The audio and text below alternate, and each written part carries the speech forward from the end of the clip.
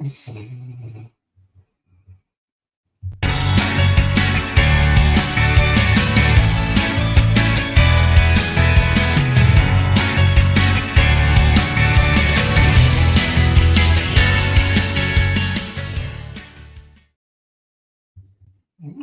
and welcome to Glasgow Rangers Nation with me, your host Owen, the channel that brings you your team every single day. And on today, a match day, guys, we are finally back at it. We finally got football back. No more of that boring international rubbish. It is real football now with Rangers taking on St Johnstone in a 12:30 kickoff. Rangers head to Perth. You know what? I don't want to say it, but I keep hearing this. Not an easy place to go. They'll make it scrappy. It'll be a difficult game. It's St Johnstone. I'm not being funny, but realistically, yes, I know we have not been clever this season. Yes, I know we have not played well this season, but St Johnstone, guys, it's St Johnstone. It's not like we're going to play that lot from across the city. It's not like we're going to play, Real Madrid, Barcelona, Bayern Munich, even to a lesser extent Borussia Dortmund or Bayer Leverkusen or Real Betis, for example. It's St Johnstone. Let's just get that into perspective. Not wishing to be arrogant or put, the Perth side team down. It's St Johnstone. Realistically, look, yeah, we haven't been great this season. Yes, the performances have been poor, but we should be going to St Johnstone and turning them over. I mean,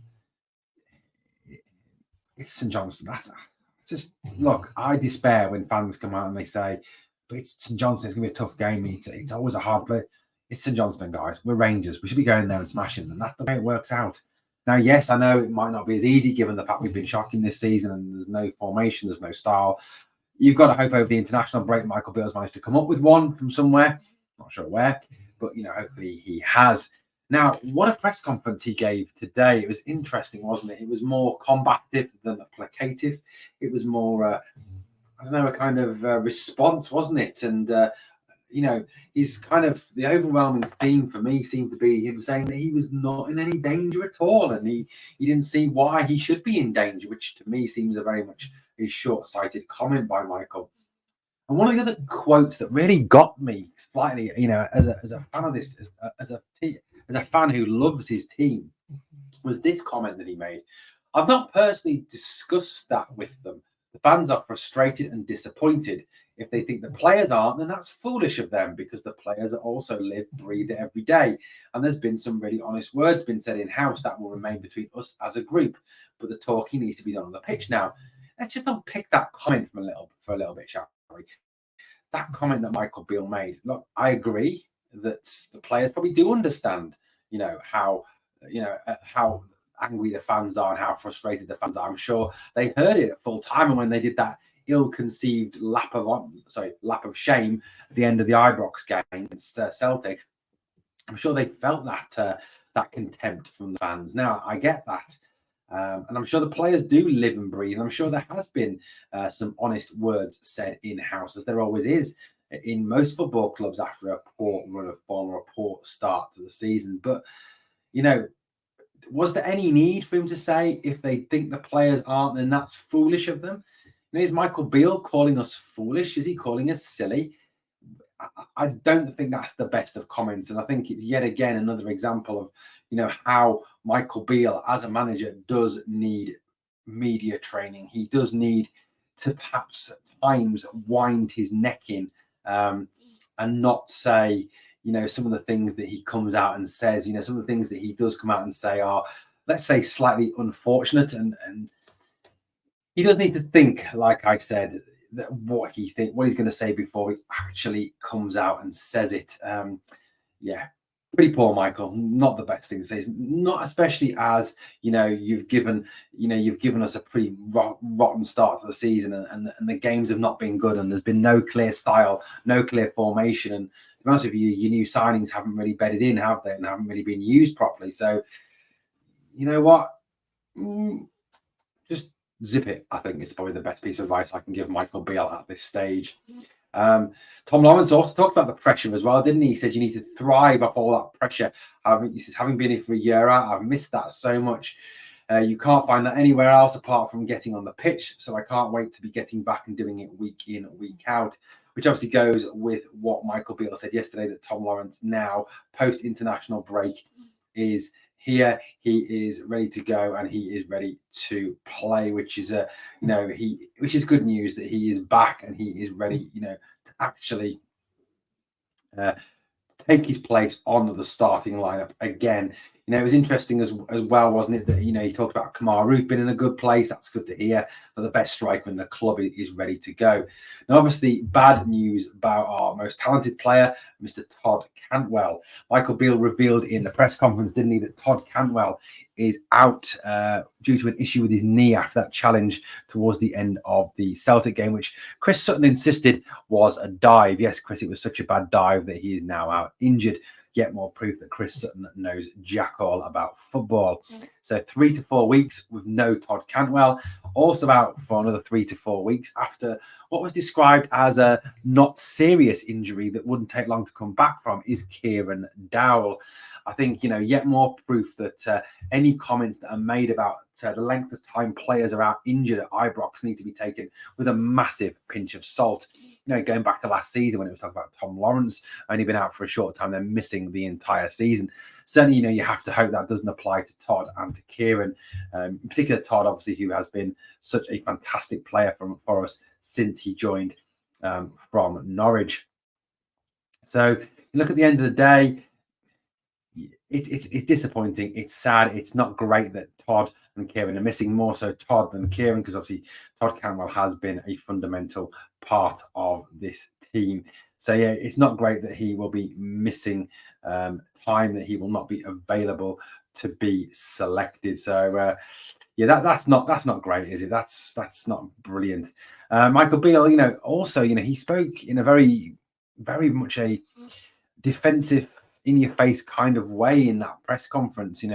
He talked very much about, in his opinion, he wasn't under pressure, that there is no pressure there.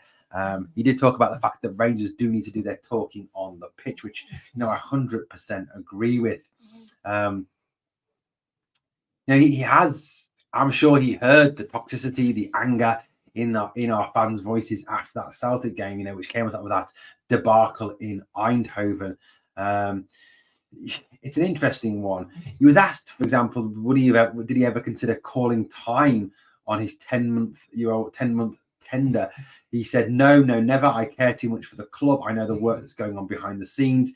I think it's far too early. The Old Firm match was the first game I've lost at home. I get the background noise because of the way the PSV game went as well, but no, it wasn't in my mind. It's interesting, that, isn't it, that comment, the fact that I think it's kind of everybody kind of looking at this in a bubble, and kind of just the start of the season, and maybe that's how we need to look at it, because of the fact that Michael now has his players, and perhaps it's fairer to give him time to be judged with his players. But obviously the nature of the Scottish League is the fact that if you fall too far behind by Christmas, you can be well and truly out of the league. He spoke about how he talks with James Bisgrove most days. He says, naturally, I speak to our chief exec, James Bisgrove, every day. I speak to John Bennett and the other members of the board at least 2 or 3 times a week. So nothing has changed in that respect. We've sat and discussed the first period up until the September international break. As we do during all international breaks, it's a chance for reflection. Listen, I don't need any assurances. I'm part of a plan in terms of where we're going as a club. It's something I'm fully aware of and involved in. So it really does sound like Michael Beale does not fear for his job. He doesn't think that he's under any pressure, really, which is quite remarkable, I think, given the fact that he is obviously under huge pressure after a very, very bad start to the season by Rangers. Yeah, he's right. It is a period for reflection. Hopefully that period has been used wisely to get this team sorted and get this team playing in the right way and get a style actually sorted. He says, listen, I don't need assurances. I'm part of the plan in terms of where we're going as a club. It's something I'm fully aware of and involved in. So it sounds like he's fully invested. The board invested in him, and he's going nowhere in the short term, which will disappoint a number of our fans. Ultimately, a manager needs to win games of football, and the last 2 we did not, so we have to get back to winning. He said, that's fine. I'm happy to take accountability. Not every decision is mine within the football club. It's a collective decision between the board, myself, and 1 or 2 others, talking about the signings that have been made this summer. We had a plan this season to reduce the size of the squad and the age of it. We haven't started the season well, but if we'd won the last game, it still wouldn't be all rosy inside. There's a work in progress. We've played 9 games in the first month. Some players arrived the week before the season started. You have to manage all of that with 9 players coming in and important ones going out. Naturally, we'd all want them to come in and hit the ground running. The reality is the team's taken a bit longer than I thought to settle. How many games do you need, Michael? The last game we played, there was no reason to lose the game. There's a decision in that game that sends in a certain direction. It's regrettable that we lost it. We could have performed better. Michael, I don't think even with the VAR goal, it would have made a matter of difference. The actual performance, the performance was poor. And you can't hide that behind that VAR decision. I'll own it. The players have to too. And now we need to show our worth in the coming months. He said he was fully aware of what he was involved and what he was getting himself involved in. I understand Glasgow and how it works. I think the fans have shown frustration towards myself. That's fair. But they've shown a frustration towards the players as well. So none of us are really in a lot of credit at the moment, which is 100% accurate. It's good that he actually realizes that. There is a whole series of very, very big games upcoming for Rangers. And look, if I'm being wholly honest about the game tomorrow, the game today, I did record this Friday night. I do apologise. The game today, we need not just a win, we need a performance. Look, a scrappy 1-0 or a scrappy 2-1 is not good enough. We need to see the green shoots of recovery that this team is heading in the right direction. We don't want to see a team that is struggling, that again has no identity, no style, has no formation, no shape. It's not just about winning. Yes, winning is important, and yes, we do have to win, but we have to win with a style, with a formation, with a shape, with a clear vision that demonstrates there is something there and something in place. We need to start seeing some of these new signings. Danilo, for me, has to start ahead of Searle. Dessers has been absolutely shocking in the league this season. Hasn't scored in the league. Looked hopelessly unfit and slow against Celtic. For me, you've got to start Danilo. Really, you do. Now, this is my starting lineup for tomorrow. Do I think this will be the starting lineup that Michael Beale picks? No, of course not. Unfortunately, Borna Barisic will feature, and there's a likelihood, I think, that we will have a holding midfield player in there. But we're going to St Johnstone, for God's sake. I wouldn't play either Jack or Lundstrom. I don't want a holder like them in there. I want an attacking force. We should be good enough to cope with them. And, if we're going at them and going after them constantly, it's going to negate the need to defend, which is one of our weakest things that we do. Obviously, Jack Butland will start in goal for me, outstanding player. My back four will be James Tavernier, Connor Goldson, John Suter, and Dujon Sterling. Because I feel at the moment they're our 4 best defenders because there's not a lot of depth behind them. Ben Davies, Leon King, Leon Balogun, for example. Midfield 3, I would go with the injury to Todd Cantwell. Is put Tom Lawrence in there. I mean, the most natural replacement we had for Todd Cantwell, we allowed to leave on loan to Alaves. Michael Beale's decision. So I would go with Lawrence, Raskin, and I would get Cifuentes back and involved as soon as possible. A front 3, a little bit of a flexible front 3. I think Lammers play as the 10 with Danilo and Roof up front. Roof has to start. He's the best finisher at the club. And Danilo, you've got to start giving him starts, giving him game time. He's a better technical all-round player than Searle Dessers. He's had more seasons where he scored double figures in a league. Dessers, you've got to go way back 3-4 years ago to the last time he did that. So for me, Danilo, Roof, and Lammers. My subs are McCrory. I think obviously picks himself. Leon King and Ben Davies. Leon King, I think, needs to be given time. Jack on the bench. Bailey Rice. I would love to see Bailey Rice have started, but apparently he played today. But I would put him in the squad, get him some more experience. If you're good enough, you're old enough. Bailey Rice is a better player than John Lundstrom. He's a better technical player, more skilled player. Just an all-round better player than that pub footballer, John Lundstrom. So for me, Bailey Rice would be on the bench. I wouldn't have Lundstrom anywhere near the team, or Borna Barisic, who is an absolute disgrace. Searle Dessers has to be on the bench because we are, outside of those 3, with the injuries to Todd Cantwell, I think we are short of a few forward players. So Matondo also on the bench, Seema on the bench. I think that gives you impact off the bench. It gives you speed for the wings to really get at St Johnstone when they're tiring in the last 25-30 minutes of the game. And Scott Wright as well on the bench to make up the numbers. That would be my bench. As you can see, no Barisic or Lundstrom. I don't want them playing for Rangers. They're not good enough at this level. So that for me is my team. Let me know what you think and how you would start the game this afternoon in a little over 5 hours, or depending on when you're picking up this video. Well, guys, it's going to be a tough game, but it's only tough if we make it tough. We need to go out there, start showing some identity, start showing some shape, with a bit of speed, a bit of vivacity, a bit of forward-thinking pressure and power, and really show them that, we are a good team. Can Michael Beale do it? Look, he's got to do it. He hasn't got a choice. Like I said, a win is not good enough on its own. It has to be a win and a performance.